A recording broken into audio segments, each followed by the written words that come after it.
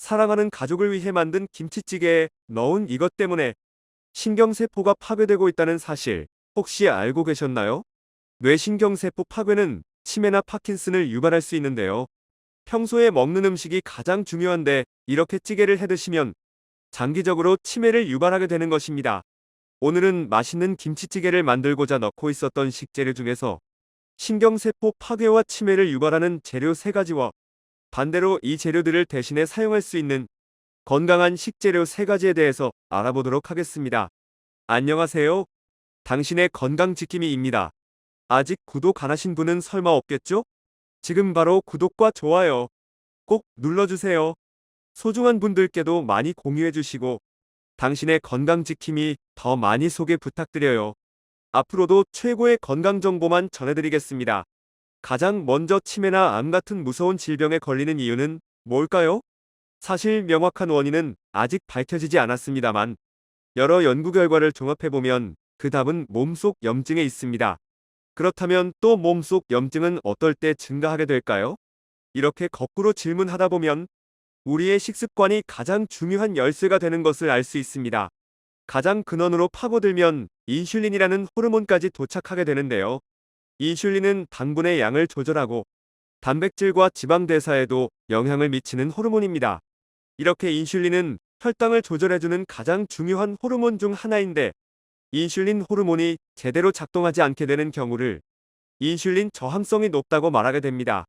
이렇게 인슐린 호르몬이 제 기능을 하지 못하면 만성 염증을 일으켜 건강에 적신호가 켜지는 것입니다.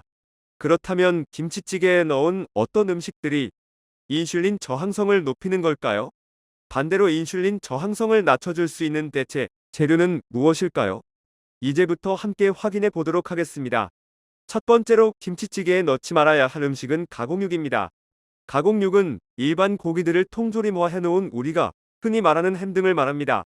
문제는 일반 고기에서 많은 가공 처리가 이루어지고 통조림이 된다는 데 있습니다.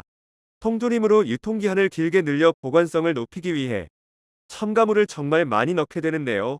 이 중에 특히 위험한 성분은 바로 아질산 나트륨과 카라기난입니다. 물론 식품으로 유통되기 때문에 인체에 무해한 정도로 사용되지만 소량이어도 이 성분들은 해로운 물질입니다.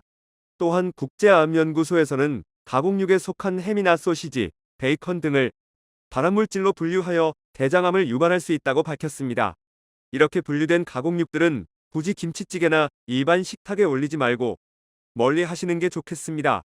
그렇다면 이런 가공육 대신 어떤 재료를 사용하면 될까요? 돼지고기의 등심이나 안심을 대신 사용하시는 것을 추천드립니다. 가공되지 않은 자연이 내린 그대로가 우리 인슐린을 망가뜨리지 않는 식품인데요.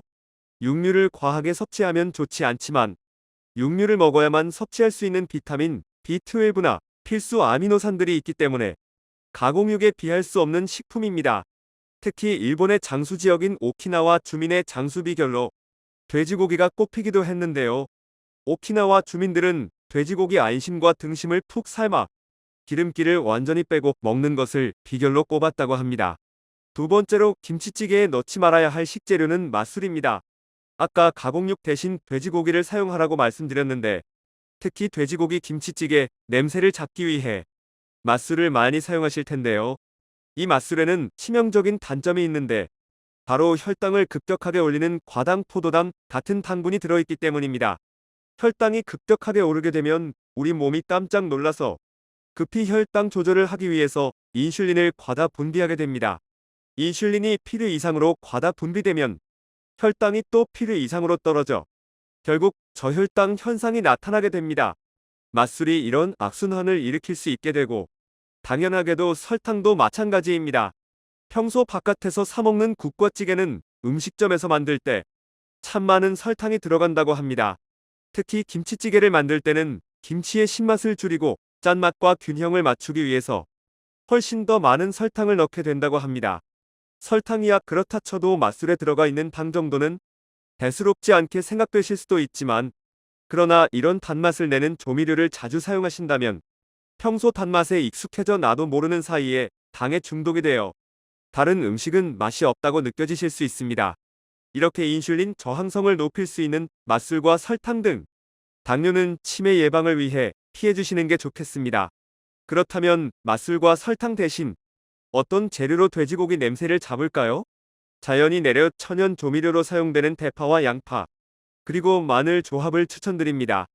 양파에 풍부하게 함유된 알리신과 퀘르세틴이라는 성분이 혈관 속의 중성지방과 나쁜 콜레스테롤을 청소해주기 때문입니다. 혈압도 낮춰주고 혈당 관리에도 도움이 돼요. 치매 예방에 최고인 채소이기 때문에 추천드립니다. 그리고 대파에도 풍부한 식이섬유와 알리신 성분이 들어있어 혈관 건강에 도움이 될 뿐만 아니라 베타카로틴 성분이 풍부해 노화 예방에도 참 좋은 음식입니다. 양파와 대파를 설명드리며 말씀드린 알리신은 마늘에 가장 풍부한데 이 알리신 성분이 염증을 막아주는 효과가 대단히 좋습니다. 만병의 근원은 만성염증이라고 말씀드렸던 것 기억하시죠? 맛술과 설탕 대신 대파와 양파 그리고 마늘로 건강한 천연 단맛을 내시는 것을 추천드립니다. 그리고 이런 천연 조미료는 김치찌개의 맛도 살려주기 때문에 일석이조가 되겠습니다. 마지막으로 김치찌개에 넣지 말아야 할 식품은 오메가6 함량이 높은 식용유입니다. 김치찌개에 식용유를 넣는다고? 뭔가 이상한 거 아닌가? 하고 생각하신 분들 많을 텐데요. 김치찌개에 가공육보다 생고기를 추천드렸는데 이 고기를 찌개 끓이기 전에 볶는 경우가 많습니다. 이럴 때는 식용유를 사용할 수밖에 없는데요. 오메가3가 염증을 먹어치우고 혈액을 깨끗하게 만든다면 오메가6는 염증을 유발하고 혈액을 응고시켜 혈관 건강에 위협을 줄 수도 있는 성분입니다. 그렇기 때문에 오메가3와 오메가6는 서로 균형이 중요한데요. 전문가들은 오메가3와 오메가6의 비율은 4대1 정도로 조절하는 것을 권장하고 있습니다. 그렇다면 어떤 기름 종류를 피해야 할까요? 옥수수유와 해바라기유는 오메가3와 오메가6의 비율이 좋지 않아 권장되지 않고 올리브유와 땅콩 오일, 카놀라유, 코코넛 오일이 추천된다고 합니다. 물론 평소 식단을 바꾸는 것이 쉽지 않은 일이지만 건강을 위해 한 단계만 노력하면 몸이 달라지시는 게 느껴질 것 같습니다. 긴 시간 시청해 주셔서 정말 감사합니다. 지금까지 당신의 건강지킴이였습니다. 오늘의 영상이 도움되셨다면 구독과 좋아요 꼭 부탁드립니다. 구독과 좋아요를 통해 영상을 만드는 힘을 얻습니다.